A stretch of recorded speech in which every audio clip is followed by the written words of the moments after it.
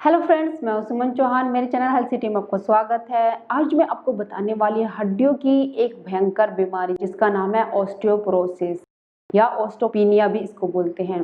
तो इस बीमारी में क्या होता है और क्या इसके सिम्टम्स होते हैं, ये सबसे पहले मैं बताऊंगी। उसके बाद बताऊंगी इसके कोजेज क्या होते हैं, इसके कारण क्या होते हैं, किन कारणों की वजह से ये लोगों को होती है, तो वो कारण क्या होते हैं। और इसका वीडियो का तीसरा जो पार्ट है वो सबसे महत्वपूर्ण है। वो इसलिए है क्योंकि उसमें मैं बताऊंगी कि जो आप इस बीमारी में करते हो, जो कि आपको बिल्कुल नहीं करना चाहिए, गलतियां क्या है जो आपकी बीमारी को ठीक नहीं होने देती, तो उन गलतियों को ना करें, बीमारी आपकी ठीक हो जाएगी। कोई भी बीमारी हो वो अपने आप ठीक हो सकती है, हमारे बॉडी के अंदर ऐसे स्ट्रक्चर है, लेकिन क्या गलतियां जिसकी वजह से हमारी बीमारियां ठीक नहीं हो पाती है। तो इस वीडियो को लास्ट तक जरूर देखिए। आइए शुरू करते हैं।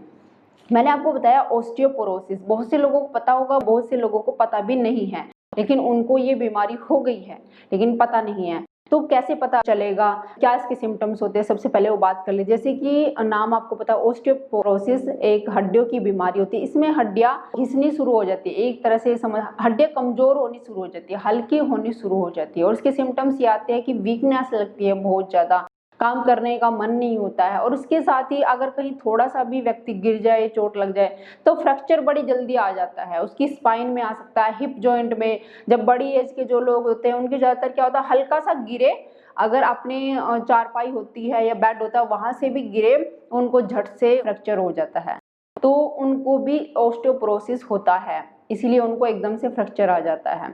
या कई बार क्या होता है, जवान होते हैं और वो हल्का सा कहीं गिर गए, उनको कभी कलाई में या उनकी स्पाइन में कोई ना कोई फ्रैक्चर हो जाता है। तो ऐसा क्यों होता है? ऐसा कि हड्डियां इतनी वीक होती है कि आप हल्का से ही गिरोगे और एकदम फ्रैक्चर आ जाना चाहिए? ऐसा तो नहीं होना चाहिए। अब जानते हो ऑस्टियोपोरोसिस में होता क्या है, क्यों इतनी हड्डियां वीक हो जाती हैं।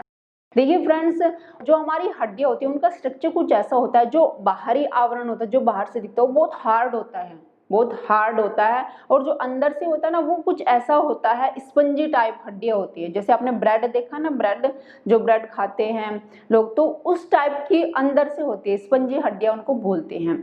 अब इनके अंदर क्या होता है, एक होता है ओस्टियोक्लास्ट और एक होता है ओस्टियोब्लास्ट। ओस्टियोक्लास्ट क्या करते हैं, ये जो हड्डियों के टिश्यू होते हैं तो उनको खत्म करने का काम करते हैं। जैसे सबकी हड्डियों में चलता है, जब हम बड़े होते जाते हैं तो खराब चीजें निकलती जाती है, अच्छी चीजें आती जाती है। स्किन लगा लो, कुछ भी लगा लो, बॉडी का स्ट्रक्चर लगा लो, सब में यही फंक्शन चलता है, हड्डियों में भी चलता है। तो ओस्टियोक्लास्ट वो जो खराब टिश्यू होते हैं उनको निकालता है। अब ओस्टियोब्लास्ट क्या करता है, उन जो भी टिश्यू उसके खराब हो चुके होते हैं उनकी मरम्मत करता है, नई टिश्यू लाता है, नई टिश्यू लाने का काम करता है। तो इनकी संख्या, जो ओस्टियोक्लास्ट की संख्या होती है, वो ओस्टियोब्लास्ट से कम होती है। अब जिनकी वीकनेस आ जाती है, जिनकी हड्डियों में ये बीमारी होने लगती है, उनकी हड्डियों में क्या होता है, ओस्टियोब्लास्ट की संख्या कम हो जाती है। ओस्टियोक्लास्ट की संख्या, जो खराब करने वाले, टिश्यू को खराब करने वाले होते हैं, उनकी संख्या बढ़ जाती है। तो इसके कारण क्या होता है, हमारी बोन की मिनरल डेंसिटी कम होने लगती है और उस वजह से बोन अंदर से कमजोर हो जाती है और हल्की होने लगती है। कहीं भी आपको हल्की सी भी चोट लगती है तो वहां पे फ्रैक्चर आ जाता है, ये होता है। अब जैसे मैंने सिम्टम्स बता दी कि वीकनेस लगती है, अगर कहीं थोड़ा भी आप गिर जाओगे तो फ्रैक्चर आ सकता है, कट कट की आवाज आने लगती है, हड्डियों में कहीं पर भी दर्द होने लगता है। तो इस तरह के सिम्टम्स आते हैं। अब बात करते हैं इसके कारण क्या है, कोजेज क्या है। दूसरे पार्ट पे आ जाते हैं वीडियो के। तो कोजेज क्या होता है, देखिए फ्रेंड्स, हम सबको पता है आजकल सबसे बड़ा मेन कारण तो यही है, हम अपने पेट को रेस्ट नहीं देते हैं, बहुत ज्यादा हैवी खाना खाते हैं, उसमें अन्न खाते हैं, अन्न ही अन्न खा रहे होते हैं, लेकिन जो फ्रूट्स वेजिटेबल होते हैं उनका बिल्कुल भी ध्यान नहीं देते। कई लोग तो मतलब बहुत ज्यादा देखते भी नहीं है, महीनों दर महीनों सब्जियां हैं, कच्ची सब्जियां हैं और फल हैं, उनको देखते भी नहीं है, बस अपना खाने पीने का ही ध्यान, क्योंकि बिजी शेड्यूल होता है, अपना रोटी बनाई और खा ली। और ये तीनों टाइम चलता है, तीनों टाइम हम ऐसे ही करते हैं। एक तो पेट के ऊपर बहुत ज्यादा प्रेशर आता है, उसको हजम करने में बहुत ज्यादा उसकी ताकत यूज होती है, 5-6 घंटे तक उसको काम करना पड़ता है। और दूसरी चीज है, उसमें पोषक तत्वों की कमी होती है।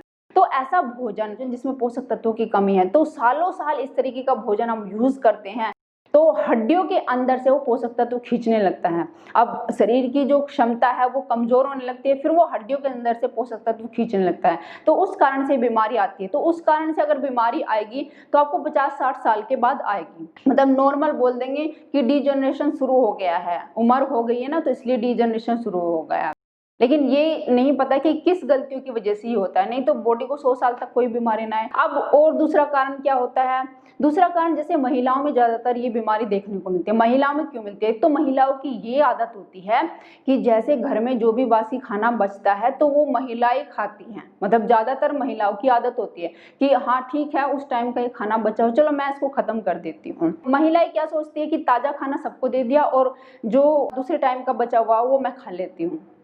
तो ज्यादातर महिलाएं करती है, इस कारण भी उनके अंदर पोषक तत्व बहुत बड़ी कमी हो जाती है। दूसरा, महिलाएं माँ बनती हैं। जब माँ बनती है तो माँ बनने के दौरान क्या होता है कि उनका कुछ अच्छा खाने का मन करता है, चटपटा खाने का। लेकिन माँ बनने की प्रक्रिया में बहुत ज्यादा पोषक तत्वों की जरूरत पड़ती है। बहुत ज्यादा अच्छा खाना चाहिए, फल चाहिए, सब्जियां चाहिए, जूसेस चाहिए, ग्रीन जूसेस चाहिए उसको। लेकिन उस दौरान बिल्कुल भी माँ भी या उसके परिवार वालों को भी लगा लीजिए, उसको ये बोल देते कि अच्छा तुम्हारा खट्टा खाने का मन है तो चलो गोलगप्पे खा लो, चाट खा लो, ये खा लो। बहुत ज्यादा मात्रा में उसको ये चीजें खिलाई जाती, चटपटी। अच्छा ये तो कोई बात नहीं है, तुम चटपटी चीजें खाया करो, तुम्हारा तो हक है क्योंकि तुम्हारा मन कर रहा है। लेकिन ये कोई नहीं ध्यान देता है कि तुम्हारे अंदर पोषक तत्वों की कमी है तो उनको ज्यादा से ज्यादा लो, इस बात पे हम ध्यान नहीं देते हैं। तो इस कारण भी उनकी जल्दी ये बीमारी आने लगती है और इसी कारण महिलाओं में ज्यादातर ये बीमारी देखने को मिलती है। अब जैसे कम उम्र के पुरुषों में बीमारी देखने को मिलती है, तो उनमें क्यों आती है? उनमें इसलिए आती है फ्रेंड्स, जैसे कभी भी आपको कोई ऐसी बीमारी हो गई, जैसे टीबी है या कोई फीवर, मलेरिया हो जाता है, टाइफाइड हो जाता है, तो उसकी जो दवाइयाँ है या कभी कभी हमारी जो कंडीशन होती है वो ज़्यादा सीरियस हो जाती है किसी और बीमारी की वजह से, तो उसमें जो दवाइयाँ यूज़ की जाती है उनका साइड इफेक्ट होता है, तो उनको पचाने में भी बॉडी को बहुत काम करना पड़ता है। ऐसे ही नहीं कि बॉडी कोई भी चीज़ आप खा लो उसको अंदर अपने पचा लेगी और निकाल देगी, ऐसा नहीं होता। बॉडी को मेहनत करनी पड़ती है। इसीलिए तो फ्रेंड्स, जो मांस खाने वाले होते हैं, खाने को आप कुछ भी खा लीजिए, आप सांप खा लीजिए, कुछ भी खा लीजिए, लोग जिंदा रहते हैं, कुछ भी खा के जिंदा रहते हैं। ये बॉडी हमारी सरवाइव करती है, लेकिन उसकी कार्य क्षमता जो है, जो उसकी स्ट्रेंथ होती है वो कम हो जाती है, अंदर से खोखली हो जाती है। ये हम फील नहीं करते, हम समझते हैं, दूसरों को देख लेते हैं कि अच्छा ये तो छिपकली भी खा लेते हैं, तो सांप भी खा लेते तब भी जिंदा है। लेकिन जो दूसरा आहार होता है उसके लायक नहीं है, उसको अपने अंदर लेके उसको निकाल भी देती है, लेकिन उसके साइड इफेक्ट बाद में नजर आते हैं। ऐसे ही दवाइयों के साथ भी होता है। तो ये भी मेन कारण है कि दवाइयाँ हम बहुत ज़्यादा लेते हैं और उसका साइड इफेक्ट की वजह से भी ये बीमारी आती है। अब लास्ट का पार्ट है वीडियो का, क्या गलतियाँ हमें नहीं करनी चाहिए। क्योंकि फ्रेंड्स, सिर्फ और सिर्फ ट्रीटमेंट बताना ये सही नहीं होता। जो हम गलतियाँ करते हैं अगर हम उनको सुधार लें तो बीमारी आपकी बिल्कुल खत्म हो जाएगी, अपने आप ही खत्म हो जाएगी।